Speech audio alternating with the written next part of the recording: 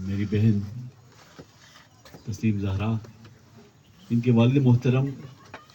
جنہوں نے مل کے اقتدار ہنر کا کی بنیاد رکھی،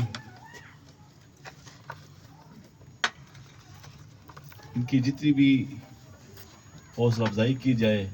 یا تعریف کی جائے بہت کم ہے۔ ان مخدوش حالات میں اس علاقے کے چیلنجز کو سامنے رکھتے ہوئے اور خاص کر ان بچوں اور بچیوں پہ کی کفالت کرنا جو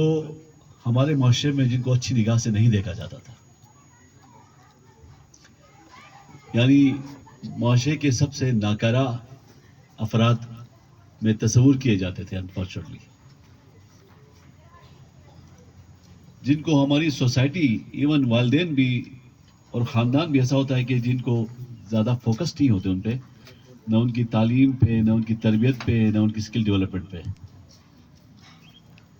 لیکن میں نے کہیں پڑھا تھا، سنا تھا، when the word I in illness is replaced by WV, the illness become wellness. تو اس بیماری کو انہوں نے اپنی کمزوری نہیں بنائی، اس معذوری کو انہوں نے اپنی کمزوری نہیں بنائی،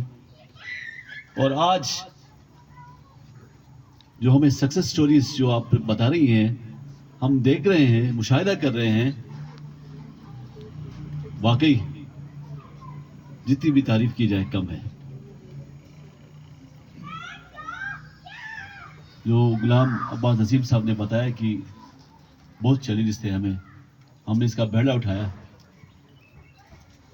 وہ پھر اگین کہا جاتا ہے when there is a will there is a way۔ آپ نے اپنی مدد آپ کے تحت یہ کام آج شروع کیا تھا، آج آپ دیکھ لیں کس وسیع پیمانے پہ، اور آپ کہتے ہیں ہیرے لال جواہرات ہیں یہ لوگ۔ میں ان کو ہیرے نہیں کہوں بلکہ لال جواہرات ہیں یہ آپ کے جو اس اکیڈمی سے جو فارغ التحصیل ہیں، جو ہوئے ہیں، جنہوں نے اپنا سیٹ اپ اسٹیبلش کیا ہے۔ ایک دو پہ جانے کا مجھے بھی اتفاق ہوا، جو ہماری زہرا جو دونوں بازوں سے معذور ہے بیچاری، اور اس کا سینٹر میں نے وزٹ کیا۔ آج میں جو دیکھ رہا ہوں اور آپ کی ایکٹیویٹیز میں آن اینڈ آف آپ کا جو پیج ہے اس میں میں فالو کرتا رہتا ہوں،